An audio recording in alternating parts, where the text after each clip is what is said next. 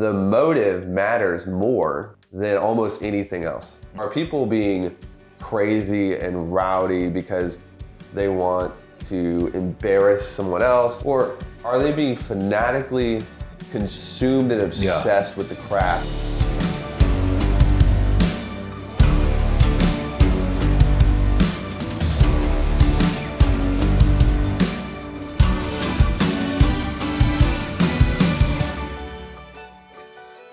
What up, full stack crew? How are you guys doing today? We have an absolutely amazing episode. Obviously, you know, the person that we're interviewing today is an absolute freaking legend, but also he's just an extremely close friend, and I would let my kids hang out with him. So that should mean something to you. But either way, we're super excited to dive in, and I can't wait for y'all to just gain as much knowledge as you can. So grab a notepad or just sit back and relax, and it's gonna be an awesome ride. I wanna talk to you about a lot of things, but how are you doing today? Let me first start there. Amazing. And your kids would make more money the more they hang out with me. So Yeah, maybe we should set that up more often. I actually will do that. Just bring them over. They can watch Kate. We'll be good. Yeah, I absolutely love it. So we'll do that. I'm doing so good. I'm glad you're here. I was talking about before, like, I don't get to talk like this very often about just sales, just management, just team. Yeah. So I'm excited. Yeah, I'm super excited. I want to open up because there is a lot that goes into obviously running a business on so many levels and more than even I can understand. And I know you could talk to that, but in specific regards to just sales leadership, sales training. I mean, there's going to be a lot of people that are watching this or understanding this or listening to this or just like, you know, I just got my first, AE, or just got my first SDR. Or maybe I'm transitioning from being on the phone to, actually running a team. And you've gone through that multiple times. And I'm just really curious. I'd love to hear like your thoughts, like maybe just how you got into doing sales and then how that transitioned to leading and then growing a conglomerate that you've grown. Yeah. I got into sales, I think accidentally. I was, as you know, copywriter. Yeah. So I was doing sales, but not like phone sales. I wasn't a salesperson. In the copywriting world, we kind of refer to copy as salesmanship in print. So we would write words on pages, we would send it to people, and then they would buy without ever talking to us. Which is magical, by the way, if you've never tried that. It's just like, the ability to make money and sell to 100 people at the same time is pretty cool. The problem is, we had a natural limit on the pricing. So like when you get into monetization paths and like the things that I tend to teach our teams is like the 5 T's: think, talk, transact, traffic, and team. That transaction path, you're limited if you don't know how to talk to people. So I took my first sales call with a guy named Gary in 2015. I was struggling to sell a $400 product, like struggling. And he was like, at the end of the call, he's like, I think I'm in. And I was like, cool, I'll call you tomorrow. He's like, well, why don't you I'm in. I'll call you tomorrow. He's like, why don't you just take my money now? And I was like, I don't know how. I don't know how to do it. I've never done a sales call before. I'm used to writing copy. And Gary, I think his name was Gary Zaidman. This was many years ago. He was kind enough to walk me through how to set up a PayPal account and take his credit card information. It sounds so crazy now. Yeah. But that was my first ever sales call.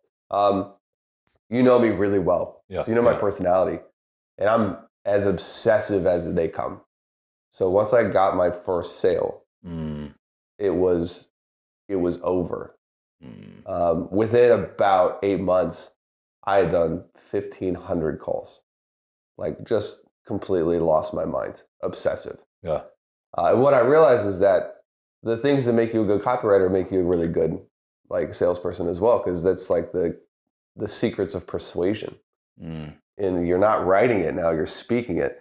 Anyways, there's a lot we can go into on this from a background standpoint or whatever. But the first time that I closed a $10,000 deal, the first time I closed a $20,000 deal, I was like, can I close a $50,000? Can I get 100,000? And I remember my first salesperson ever that ever came on the team. His name was Tavius. And man, I was getting a haircut in Memphis, Tennessee, saw a Stripe notification come in. and I had made like $6,000 or $7,000 without being on the phone. And I was like, dude, I'm rich. This is it. I'm the king of the world right now. Yeah. Like, I finally figured out how Mark Zuckerberg did it. This is it. I'm retired. This is how they did it. Yeah. Little did I know that like Tavius would quit in like 3 weeks, and then I'd have to replace him and then rebuild the team, and then that team would quit, and I just didn't know how to lead. It's like, with the gift of hindsight, it's like, man, I was so stupid. But in the moment, you always are like, you blow out your expectations because you get so excited. I found out there's a lot of work in building and leading sales teams that I had no idea about. But the process was fun and it was exciting, and it's probably too much detail, but that's how it started. No, it's good. It's good. Where then, I mean, how did that lead you on the journey of knowing how to develop and build a healthy sales team? Because you just said you had a bunch of, things not go right. You didn't know Tavius was going to quit in essence. Yeah. So what does that look like? Like yourself, I grew up in the South, football country. I remember going to LSU games as a kid, and back when we had Nick Saban, and my dad was pretty high up at Allstate. And so what that gave me is an exposure to guys like Coach K and Nick Saban and Lombardi and Belichick, and like how these guys handled losing first and foremost. I watched all of this stuff. We went to church at a place called it was First Assembly. It was where Evangel was in Shreveport. Wow. And the Booties came out of Evangel, and Danny Duran and all those guys. Yeah. And so every Friday night, I would go play with my best friends while not watching Evangel play football. But man, I grew up in it. Like I was in all of it. And so when I was 12, 13, 14, what that gave me is just a perspective on, like, my dad would take me to these Maxwell simulcasts. Back in the day, I don't know if they do them anymore. They would rent out auditoriums and they would just like stream something through a projector. It was the most boring stuff you've ever seen in your life. Like as a kid, I was just like, I don't want to listen to like Patrick Lencioni or like any of these business weirdos wearing suits. Yeah. My dad was as a 12-year-old, not now. Now I'm fascinated by it. But as a 12-year-old, my dad was like, just eat your Chick-fil-A and listen. Yeah. And so there was something about just constant exposure that I believe taught me a overemphasis on process and not being so connected to outcome. It's really required to build teams. And if you study anything of Nick Saban, anything, you know that first and foremost, like, he's a process guy. He does not give a shit about the championship, not even a little bit. He barely celebrates. His emphasis is so hardcore on, like, what did you do this morning? Are you doing what you said you were going to do? Like, can you win the down? Just win the play, win the down, win the quarter, win the half. You win the game. If you win enough games, you win the championship. It's like all of it tracks back to the most basic form. So I don't know that I ever had an epiphany of like, oh man, I'm really good at building teams. I think that it's more a combination of, like, I grew up in team building because of exposure to the world of sports and church and all those. And then the second is like just being manic enough to not quit when it's difficult. You will eventually find yourself on the other side of defeat where things are working. Because if you do everything wrong enough times, you just figure out what works. Yeah. It's not the safest strategy, but it does work. Okay.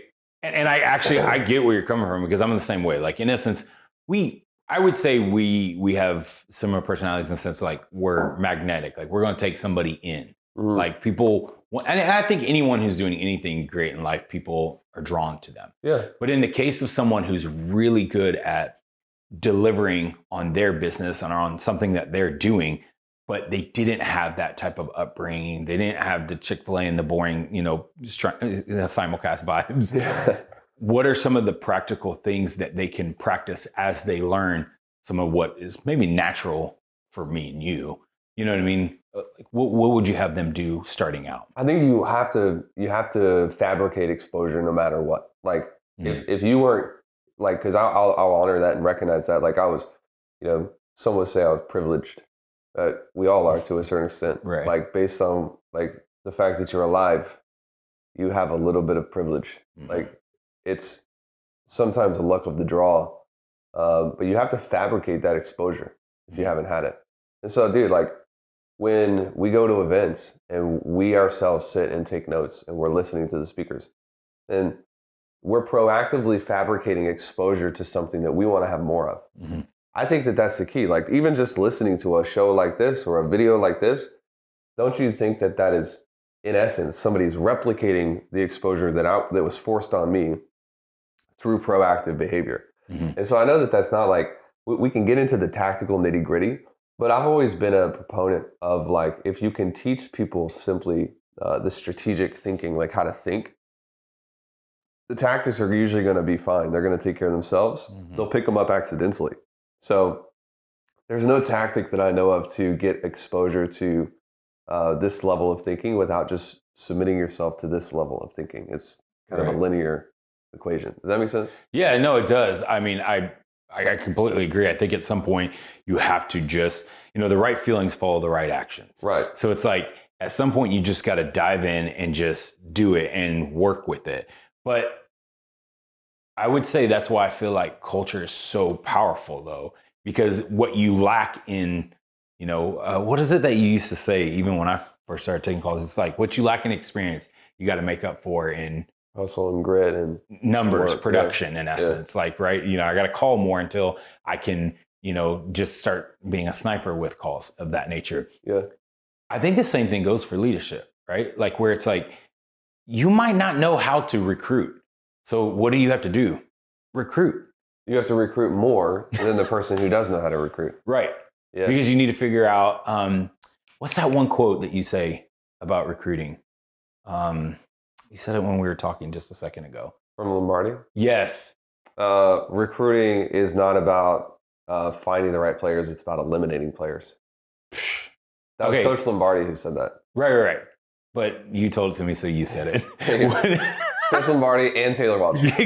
Trademark that, please. Yeah, trademark that. A crew, go ahead and get that. Yeah, all right, awesome. Yeah.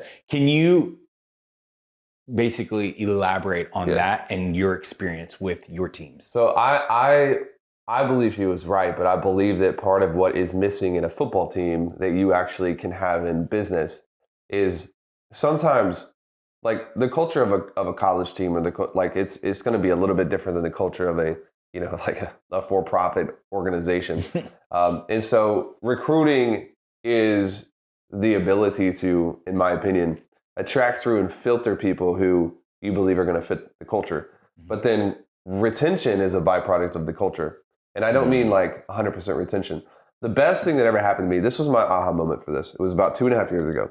And we had brought in a batch of new closers to join the team. We're always hiring, we're always recruiting, because there's always some young, like hyper talented, like freak of nature who'll come in and kick everybody's ass and raise the bar. And we're always looking for that person. I think we brought in 3 or 4 people to the team. And within like 4 hours, one of them had seen the training and hopped up on the meeting. It was like, yo, this isn't for me. So I'm not going to do it. I'm out. And I was like, that's the best compliment I've ever gotten. Because my culture, like people misunderstand culture. You read like Jim Collins, and you go through like the business literature of like how healthy cultures develop. Yeah. People think culture is about people staying and niceties and like everyone's welcome and some bullshit liberal ideology. And it's not. Culture is about knowing whether this is for me or this is definitely not for me. Yeah. And it needs to be very clear. It's like black and white. Like there's no fitting into the middle. So a good culture for the right fit, it will suck that person in and it'll be like, oh my gosh, like this is amazing. Yeah. Jacob, for instance, he's on our team right now. Yeah, I don't know if you saw him post yesterday. He's like, my CEOs want me to be a monster. They back me up in being a monster. And like, I love it.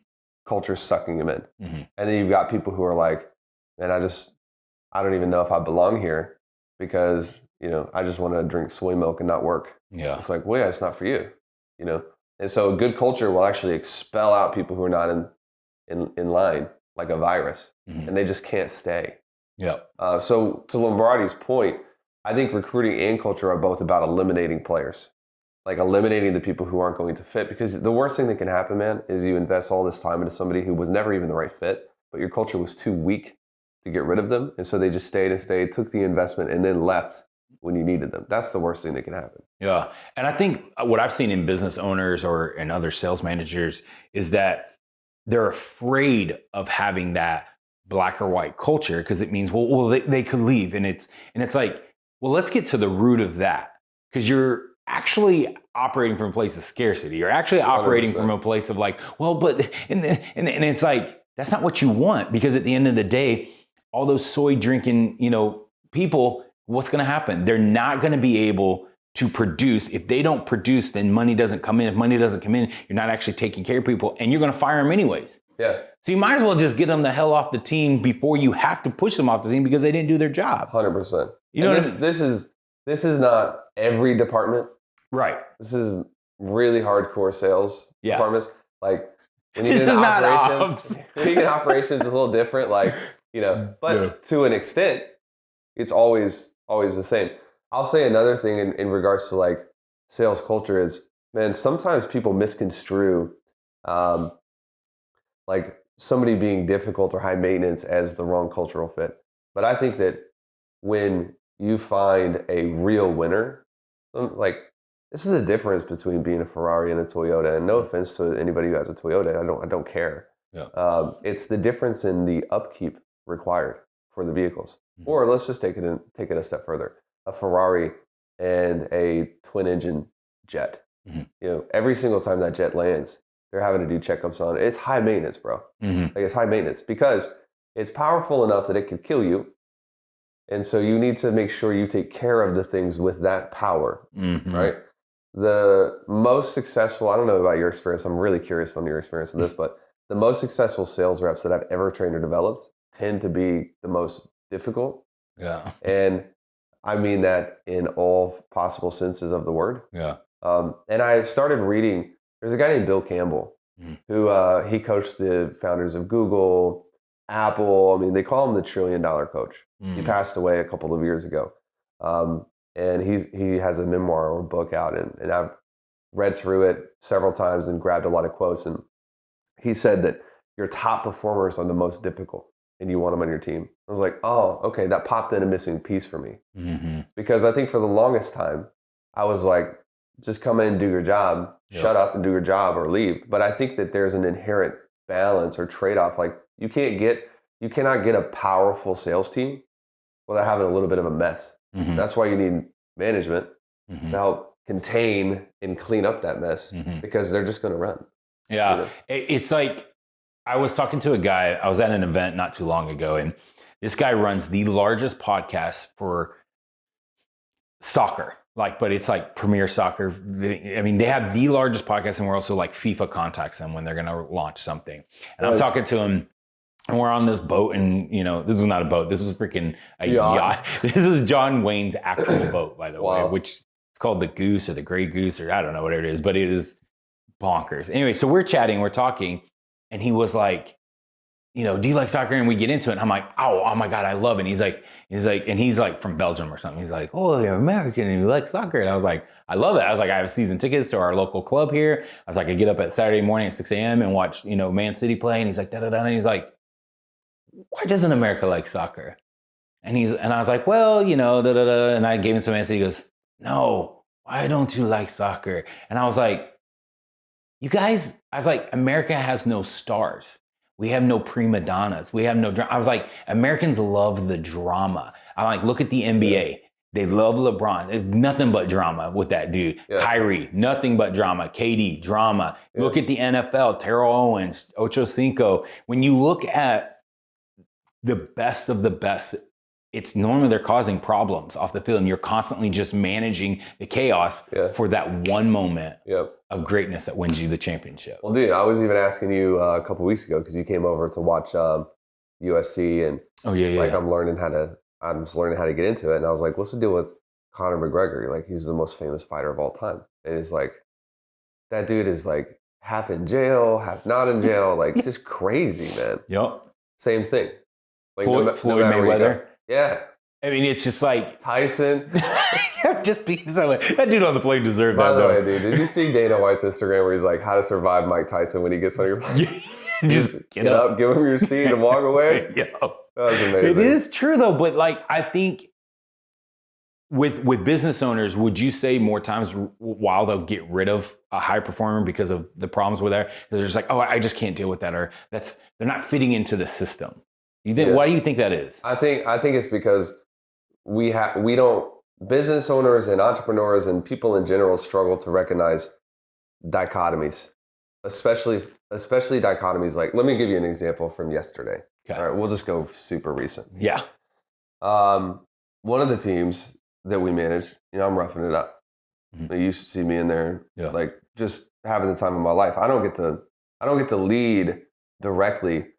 Picture like it's like Nick Saban who isn't able to coach anymore. I'm just like, so sometimes even you're like, yo, I wouldn't go into that meeting right now, bro. You got bigger things to problem. Like, but I want to. Yeah. I sometimes I miss it. Yeah. Anyways, there's one of the teams that I'm roughing up, and they had a record day, and that intensity produces results, but then it also produces problems. Mm-hmm. Because then people are like afraid, or like if you take it into other staff, like, or other teams, or Mm-hmm. and so what we have to recognize is like there's a time to be this way, and then there's a time to be a different way, and you have to learn to be appropriate in the moment. I think it was Keith Cunningham who said success. No.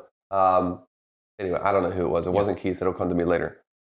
Gary Keller. That's who it was. Mm. And the one thing he said, success is about being appropriate in the moment. Mm-hmm. That sums everything up. I've tried to break that. It doesn't. It's unbreakable. Mm-hmm. Like, success is literally about being appropriate in that moment, Mm-hmm. which means there is a time to be aggressive. That is appropriate. There is a time to not be aggressive. That would be inappropriate. Mm-hmm. And so as a business owner, we like things that are cut and dry and they make sense all the time. And it's a system, right? It's just like, but the system of running sales teams is more nuanced than that, because you have to be appropriate in the moment. And there are many different moments. And so what happens, dude, if you put a manager over, we've done this 1,000 times, you put a sales team under a manager that doesn't understand the nuance of the different moments, then they just take all the A players, turn them into C players, because they can't be appropriate in the moment. Yeah. And we don't like that because it's not cut and dry. Yeah. It requires nuance. We can't codify it. Mm-hmm. That's a problem. Yeah. One of the players that I think it is one of the players that you roughed up, and I'm only saying it because you said it, had a record day. He did. I called him, and this is what I want people to take away from this, especially in the training that they're watching, is this is what a healthy culture looks like when, as an ecosystem, we work together. So I called him, and I had actually not talked to this person before. I was like, hey, do you want some advice? That's my first question to him. He's like, anything from you. I was like, here's my cell, call me right now. He calls me, and I went through and I walked him through how to leverage what happened. I was like, I want you to take what happened in the morning. Now I want you to document it. Now I want you to take what you did this day, and now I want you to show you how you leverage that for the next 6 months. And then how in 6 months, when you're probably back here again, because you're a salesperson, you're going to be a little bitch at some point. Yeah. Like, you have breadcrumbs to realize how great you are. Yeah. And it was like, it blew his mind, because we bowed it. Like, we put a bow on the day of like, what was needed was that intensity. And then it was also like the attaboy and okay, now here's how you leverage it. And I mean, it was just like, so when you've had, well, let me ask you this. Have you ever had a sales manager not work out? Yeah. Okay. Many times. What is the normal cause of a sales manager not working out? And then how do you make up and make sure that the culture isn't sacrificed when you have to transition them or different things of that nature? There's probably a lot of reasons why certain managers don't work out. Sometimes it's, skill set, sometimes it's experience, but let me just kind of roll through some that come top of mind. I've had managers in the past get more committed to an individual player than the team. Mm-hmm. It always sinks the boat. Mm-hmm. It's like, you can never become more committed to one person than you are to the whole organization. What will happen is, like, everyone on the team will begin hating that person because they know that they're a C player, and they're just like being left on the team but they're losing because of that person, and it creates this weird bitter culture, and then nobody trusts the manager anymore. You know, and so this is another thing you can like. There was a documentary for a season. I don't know if it's still online about Belichick and Saban, and they talk about this like the commitment to the team. It's all about the team. It's all about the team. Being a good coach is a prioritization of the team over everything else. And so commitment to an individual, even if it's family, even if it's your friend, your boy, your girl, like whatever, is going to break the team if you let it override. Does that make sense? Anytime you have a manager who is expecting people to do what they themselves are not willing to do, it will break the team. People tend to underestimate the importance of actually having authority over what you're asking people to do. And it sounds like, I'm not trying to go spiritual or woo-woo on it. I'm just like, man, if you haven't been through the fire, you can't really expect your team to go through the fire because they'll just be like, well no. They're not going to trust it. Sometimes it's as simple as like, we'll take a top performing sales rep, bump them into management position, thinking that the skill sets needed to run a really good book of business translate to the skill set needed to manage the team. And it's like, no, they're different skill sets. And so you want to be real careful when you're like, well, this person's crushing it, I'm just going to promote them. Because two things, like one, they may not be a good manager. Just because they're a good closer doesn't mean they're going to be a good manager. And two, they're probably not going to like it because they're not good at it. They're going to be excited in the moment. But then what happens when they're like, well, I don't even feel good, like I'm good at this anymore. And you end up, I've lost top producers and top performers because I put them into management. They sucked at it. And then they were so like demoralized from an ego standpoint that it was easier for them to leave than go back to producing. They would go somewhere else and produce and crush it. And it's like, great, just train this person to just give it away. It's kind of like, that statement, I think it was even brought up yesterday. It's like those who can do and those who can't teach. And it's like, that's the dumbest shit I've ever heard, because those who can't always teach. And that's, to me, what makes a phenomenal leader, someone who can and can teach it. I think that's, I don't blow smoke over you, but I think that's what set you apart and what set the team apart is the ability that you could hop on a call right now and close somebody because you understand the nuances, the tactics, you understand the ability to uncover correctly and all that, but you also know how to transfer that. How do you set those type of standards in your culture? How do you create those and then hold people to that? Well, I do still hop on the phone to stay sharp. Like I don't want to lose. You still take a call if you need to. 100%. Wow. Because if I lose certainty ever, this, like if you lose certainty for a moment, it's just like, especially if you have a team of killers, it's just blood in the streets. So you have to maintain certainty and conviction at all times. And so at every moment of the day, like I know I'm the best closer in the building. People want the good ones. They want to challenge that. And I love it. It doesn't mean that I feel threatened. If I walk into the pit and I'm like, I'm the best closer in this entire building, and everyone just looks at me, I'm like, shit, dude, we just got a weak team. Flip the team. Flip them.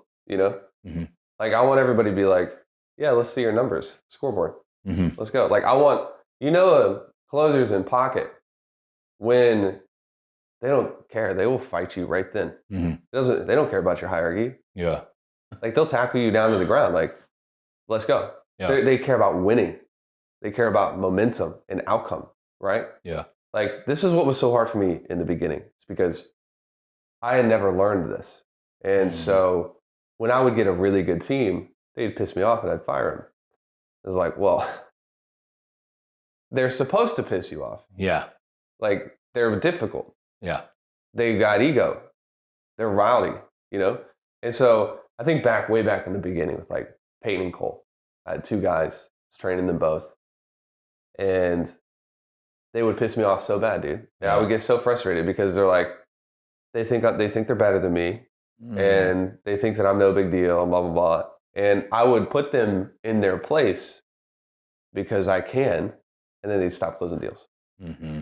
And at a certain point, I realized the dichotomy. I was like, okay, like this person is actually peak when I'm like, get the F out of my face. Like I can't stand them. Yeah. That means they're like peak. Mm-hmm. Like they're going to close every deal that they touch. Mm-hmm. And if I go in and I like humble them, I take them out of pocket. They can't close anything because they've just been like freaking humiliated by their boss. Yeah. Isn't that a weird like kind of dichotomy? Yeah, it is, because it's you have to reverse think or reverse engineer how you think or reframe how you're thinking, where it's like, I want them to do the very thing that most people have said. No, you want people to fall in line. And you want people, because there's a difference, like, and I'm not gonna, if I soapbox too much, they'll just edit all this out. But there's a freaking difference between unity and uniformity. Because see, uniformity is we look the same, we talk the same, we act the same, and we think that's culture. We'll call that DNA, or we'll call that team and family. And it's like, that's not. Unity is actually us coming together despite our differences for one common goal. Yeah. So like when I'm running a teams and I'm training people, I'm like, I don't care that you're different. Or is this your end goal? Yeah. Because if your end goal is to be in the sales, because that's what we're talking about. If your end goal is to literally bring in the most people that we can possibly help, which brings in revenue, which creates jobs and has all of these byproducts to it, then I don't care if you're on Adderall or what you're doing. Like, I just really don't care. Like, what I care is, and because there is that fine line. And I mean, if you want to tell a story, because that would be amazing, but there is that fine line of where it's like you bring people in and you let them be raw and crazy, but then you also have to keep parameters on them. Totally. You know what I mean? Like Alaskan dogs. Yeah. They're savages, but yet all them hoes are tied to a freaking chain. You know what I mean? It's like, I don't know if we can say hoes, but that'll be the podcast part. But but they're all tied up in a uniform setting, right? There's parameters, which usually are going to come down to moral and ethical parameters. But within those parameters, it is be as effective as possible for the benefit of the other people around you, right? Like, and I think that this is what makes my style unique more than anything else, is when we talk about tactics, so other people are going to give you a 10-point checklist and whatever, and sometimes it works and sometimes it doesn't. But when we talk about culture, it's stay inside the ethical and moral boundaries, but within those boundaries, be as effective as possible for the benefit of the client. There are no rules. Mm-hmm. Notice the lack of rules. There is a box. Go be as effective as you can possibly be. Mm-hmm. Why? For the benefit of it. The motive matters more than almost anything else. Mm-hmm. So are people being crazy and rowdy because they want to embarrass someone else and like beat the hell out of their competition? Or are they being fanatically, outrageously consumed and obsessed with the craft because they enrolled somebody named Trina who was broke and now she's not, and she's now investing? And like, look, the differences here are monumental. Mm-hmm. Mm-hmm. There are no tactics left for me to teach. Mm-hmm. If I take somebody and I'm like, you just saved that young woman's life. She got 2 kids. She married the wrong dude. Mm-hmm. Or let's flip it around. You just saved that young man's life. Single dad, whatever. Paint the picture however you want. These stories happen. You've seen them. You've been a part of them. Mm-hmm. And you can decide to be like, that happened one time and it was like a cool moment in your life, or you can serve 400, 500, 600 of them a year, but you're going to have to be committed and obsessed. Bro, there's no tactics that I can do that will beat that person out. Mm-hmm. Like, because they will just continue, they will outwork everyone else. The motive keeps your drive alive. Yeah. How do you teach that to your salespeople? Again, like, let's use the frame because it's different for you. You know what I mean? Like you have multiple sales teams at this moment of your career and future and everything like that. For the person who's got the 2 closers, 2 advisors, SDRs, whatever, how do they keep drive alive and sustainable? I think there's different ways to attach this or like attack this. I found that what a lot of people do is they take for granted the things that they do that are to be celebrated. So you take a client who, you pick a niche and pick a product, and we've probably helped them do it. Uh, the things that they do it so well, and they do it so often that it becomes familiar to them, and they no longer feel that it's that special. It's just kind of what they do to make money, right? If you can reset the team back to an actual healthy place of thinking, then you begin celebrating the wins of your clients, celebrating the improvements that you've offered your clients. Like your clients feel more protected, more engaged, more prosperous, like whatever it is that you do. I don't know what you do, but you're likely offering a benefit to the end user that is big enough that they feel like it's worth paying for, right? If you just pause every day and you talk about that benefit, 5 days go by and you begin to flip the team, because all of a sudden, like, they're no longer feeling familiar or entitled to it. Like, imposter syndrome, for the most of us, is really about taking the things that are really unique and special about us and feeling like that's something that everyone has, and then we forget that we're unique. And that same thing happens in business. Like, I can tell you story after story of people who are just like, they came in, they thought their product was just like everyone else did it, and I'm like, no one does this. Like, when's the last time you sat with your sales team and you just talked about clients? They're like, never. We just talk about numbers. Well, you're missing it. Like, because the numbers only really are the scoreboard and the byproduct of the thing that you're changing for people in the first place.